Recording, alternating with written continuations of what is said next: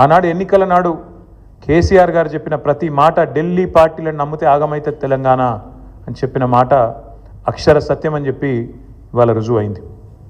ముఖ్యమంత్రి గారు మాట్లాడుతూ నన్ను ఎవరు నమ్ముతలేరు, అప్పు ఉడతలేదు, ఢిల్లీకి వెళ్తే దొంగను చూసినట్టు చూస్తుండ్రు, అపాయింట్మెంట్ కోసం పోతే చెప్పులు ఎత్తుకపోతాడేమో అని భయపడుతున్నారు. నాకు తెలిసి అయితే నాకు దగ్గర 48-49 ఏళ్ళు ఉన్నాయి. నేను కూడా రాజకీయాలను ఒక 35 ఏళ్ళకి వెళ్ళి చిన్నప్పటి నుంచి పేపర్లు చదివే అలవాటు ఉంది, టీవీ చూసే అలవాటు ఉంది, రాజకీయ కుటుంబంలో పుట్టినా కాబట్టి దగ్గర నేను కూడా ఒక 10-15 మంది ముఖ్యమంత్రులు వాళ్ళ నడవడిక వాళ్ళ మాట తీరువన్నీ చూసినాను. నాకు పక్కన చాలామంది విశేషమైన అనుభవం కలిగిన వాళ్ళు ఉన్నారు. కానీ బహుశా ఇంత దివాలా కోరు మాటలు మాత్రం బహుశా ఈ దేశ చరిత్రలనే ఏ రాజకీయ నాయకుడు కూడా మాట్లాడలేదు. ముఖ్యమంత్రి కాదు, ఏ రాజకీయ నాయకుడు కూడా మాట్లాడలేదు. ఒక్క మాటలో చెప్పాలంటే రేవంత్ రెడ్డి గారు నిన్న నాకు పరిపాలన చేత కాదు అని కాడి పడేసిండని చెప్పక తప్పదు. చాలా స్పష్టంగా కాడి వారేసి నాతో కాదు అని చేతులు ఎత్తేసిండు. ఇక అయిపోయింది, నాతో కాదని నిన్న స్పష్టంగా చెప్పిండు.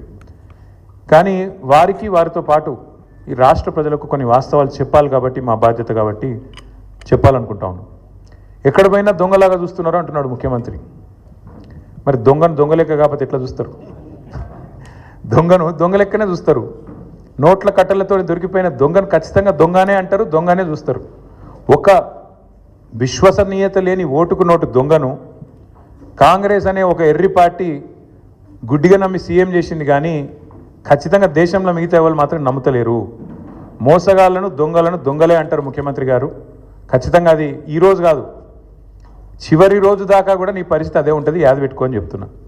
తప్పు చేసింది దొంగ చేతికి తాళాలు ఇచ్చి కాంగ్రెస్ పార్టీ రాహుల్ గాంధీ గారు. ఈరోజు మే 6, 2025 నేను మీ అందరు గుర్తు చేస్తున్నా. సరిగ్గా 3 సంవత్సరాల కిందట ఇదే రోజు మే 6, 2022 నాడు రాహుల్ గాంధీ గారు వరంగల్కి వచ్చినారు. రైతు డిక్లరేషన్ అనే పేరిట ఆ రోజు రాహుల్ గాంధీ గారు చెప్పిన మాటలు 2 లక్షల రుణమాఫీ చేస్తామని, అట్లాగే రైతు భరోసా 15,000కు పెంచుతామని, అట్లాగే కౌలు రైతులకు రైతు బంధు ఇస్తామని, అట్లాగే రైతు కూలీలకు న్యాయం చేస్తామని వ్యవసాయ డిక్లరేషన్లో చెప్పి 3 సంవత్సరాలు దాటింది రాహుల్ గాంధీ గారు. అందుకే నేను అంటున్నా, తప్పు చేసింది రాహుల్ గాంధీ, తప్పు చేసింది ఏఐసిసి. దొంగ చేతికి తాళం ఇచ్చి ఇవాళ తెలంగాణ చేతికి చిప్పవచ్చే పరిస్థితి చేసింది ఖచ్చితంగా ఆల్ ఇండియా కాంగ్రెస్ కమిటీ. ముఖ్యంగా దానికి బాధ్యుడు లీడర్ ఆఫ్ ఆపోజిషన్గా ఉన్న రాహుల్ గాంధీ గారు అని చెప్పి నేను చెప్తా ఉన్నాను.